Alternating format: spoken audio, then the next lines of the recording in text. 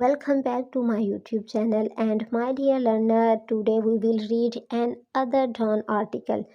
And today again I am going to read an news from Dawn article in front of you, and I will tell you why I am using this news again in my videos to read and tell you and getting you practiced about advanced vocab. So without any delay, let's start our today article. And today news is about the China seeks answer after engineer killed in Bisham. ये जो news है वो जो China के बशिंदों के पाकिस्तान में बिशाम में attack हुआ उसके मतलब है। ठीक है जी। अब हम ये आर्टिकल, आपको पता है कि मैं इसकी जो हेडिंग है वो ऑलरेडी डिस्कस कर चुकी हूँ कि वो क्यों ये एक्टिव और पैसिव में है।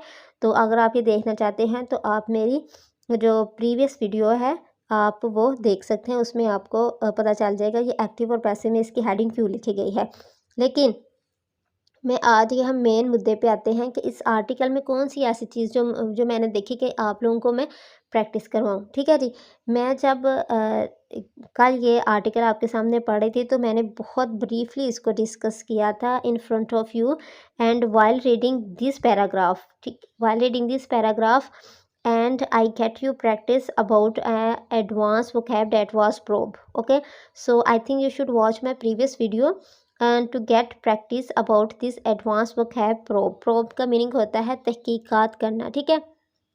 When I was reading this article and this line in front of you, then while reading I go through with another advanced word that was the perished. Okay. Okay, the meaning of perish is हलाक। ठीक है जी। हलाक होना किसी भी चीज़ में। ठीक है ना।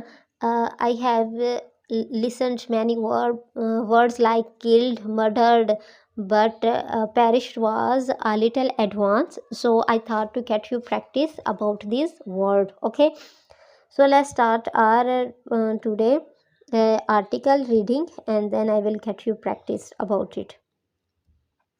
सो हम स्टार्ट करते हैं यहाँ से कि चाइना हैज़ डिमांड कर दी है अथारो प्रोब, मुकम्मल तहकीकात इनटू डेडली ब्लास्ट, जो डेडली हलाकत के जो ब्लास्ट हुआ है, एंड और चाइना क्या डिमांड की, and security for it citizen, अपने सिटीजन के लिए, after 5 Chinese national working on Dasu dam project perished in a suicide bombing in Besham on Tuesday. उन्होंने कहा कि चाइना डिमांड करता है कि जो डेडली ब्लास्ट हुआ है उसकी तहकीकात, और वो चाहता है कि सिक्योरिटी दी जाए। ठीक है नहीं। ये डिमांड किया उन्होंने, कब डिमांड किया है, आफ्टर जब 5 चाइनीज़ जो दासू डैम पे काम कर रहे थे वो सुसाइड बॉम्बिंग में पेरिश्ड हलाक हुए थे। ठीक है जी। आपने देखा होगा कि पेरिश किस तरह एडवांस वोकैब को राइटर ने यहाँ यूज़ किया है। तो आपको पता है कि मैं ना सिर्फ आपको इनके मीनिंग बताती हूँ बल्कि इनकी प्रैक्टिस भी करवाती हूँ, ताकि आपकी स्पोकन और आपके जो राइटिंग में आप इस वर्ड को यूज़ करके अपनी राइटिंग और स्पोकन को आप इन्हेंस कर सकें। सो अब हम इसकी प्रैक्टिस करते हैं कि किस तरह पेरिश को हम लोग अपनी स्पोकन और राइटिंग में यूज़ कर सकते हैं। द सेलर का मतलब होता है स्याह। ठीक है जी। आप कुछ भी कहें, द सोल्जर लिख लें, द सोल्जर। ठीक है जी। द सोल्जर लिख लें, कुछ भी लिख लें, the soldier, the man. Perished देखें, अब यहाँ कोई हेल्पिंग वर्ब नहीं है, सीधा मतलब इसका मतलब है कि जो पेरिश्ड है ये एक वर्ब है। द सोल्जर पेरिश्ड एट सी, जो सोल्जर था वो सी पे हलाक हो गया। ठीक है जी। एक पेरिश का मतलब हो गया हलाक होना। ठीक है जी। अब हम दूसरा देखते हैं पेरिश्ड का और क्या मतलब है। यहाँ पेरिश्ड का और मतलब होता है ख़त्म होना with the passage of time. एक है मतलब है हलाक, एक मतलब होता है ख़त्म होना। ठीक है जी। यहाँ तो देख लिया, the soldier the sailor perished at sea, वो सी पर हलाक हो गया। आगे देखिए, the civilisation perished after 5 years। ठीक है। कहते हैं जो सिविलाइज जो तहजीब थी ना पेरिश्ड ख़त्म हो गई आफ्टर 500 ईयर, 500 ईयर के बाद सिविलाइजेशन ख़त्म हो गई। ठीक है। आप देखें किस तरह एक एडवांस वोकैब को यूज़ करके हम लोग हमारे जो सेंटेंस है उसकी ग्रेस ही और हो गई है। ठीक है। अगर आप किसी के सामने कहोगे the civilisation perished at 500 after 500 years, अगर आप किसी को ये कहेंगे तो 2 men वर पेरिश्ड देयर, वहाँ दो इंसानों को हलाक कर दिया गया था, then you will feel like you are pro in English, okay. So my purpose is to tell you all the advanced vocab that can enhance your writing and your spoken. Okay, so let's see another example of this word perished. Many ancient language, मतलब जो पुरानी language है, have perished, यहाँ देखें ये helping verb के साथ use किया, हैव पेरिश, ख़त्म हो चुकी हैं, ओवर टाइम के साथ बहुत सी जो लैंग्वेज है वो ख़त्म हो चुकी हैं। पेरिश ने किस तरह इस जो सेंटेंस है उसको ग्रेस अप कर दिया है, किस तरह उसको खूबसूरत बना दिया है, ये एडवांस वोकैब है। तो हम ये भी कह सकते हैं many ancient languages has been finished over time के साथ ख़त्म हो चुकी हैं, ठीक है जी। हैज़ बीन डिस्ट्रॉयड, ठीक है, लेकिन पेरिश्ड एक एडवांस वोकैब बहुत अच्छा लग रहा है यूज़ में, ठीक है जी। अब एक और हम इसका एग्जाम्पल देखते हैं। 300 पीपल, ठीक है जी, 300 peoples perished in the earthquake में 300 लोग हलाक हो गए हैं, ठीक है जी। अब यहाँ किल्ड भी लिख सकते थे, ठीक है जी। 300 people has been died, 300 people has killed in the earthquake में मारे जा चुके हैं, ठीक है जी।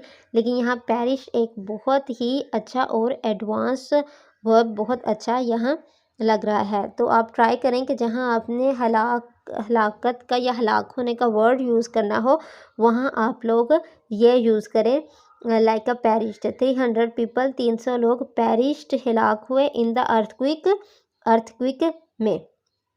आई होप कि आपको पेरिश के दोनों मीनिंग जो है वो अच्छी तरह से समझ आ चुके होंगे कि किस तरह एस को हम हलाकत के तौर पर इस्तेमाल कर सकते हैं और किस तरह हम लोग इसे मतलब ख़त्म होने की सेंस में भी इस्तेमाल कर सकते हैं, ठीक है ना। जिस तरह ये है द सिविलाइजेशन, जो सिविलाइजेशन थी पेरिश्ड, वो ख़त्म हो गई आफ्टर 500 ईयर्स के बाद, ठीक है जी। आई होप कि आपने अच्छी तरह इसको समझ लिया होगा। अब हम नेक्स्ट पढ़ते हैं भी अपना आर्टिकल, ठीक है जी। पेरिश्ड इन आ सुसाइड का मतलब होता है खुदकश, बॉम्बिंग मतलब जो बमबारी करते हैं, ठीक है जी। खुदकुश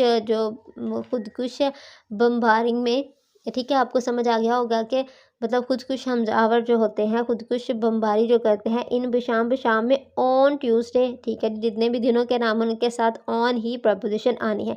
इन रिस्पॉन्स का मतलब है इसके जवाब में, ये जो चाइना ने जो कुछ कह दिया हुआ है ना, इसके जवाब में इस्लामाबाद हैज़ अनाउंस्ड, इस्लामाबाद ने अनाउंस कर दिया है स्विफ्ट, ठीक है, स्विफ्ट प्रोब, एक स्विफ्ट प्रोब तहकीकात, ठीक है जी, होल्ड पकड़ने के लिए।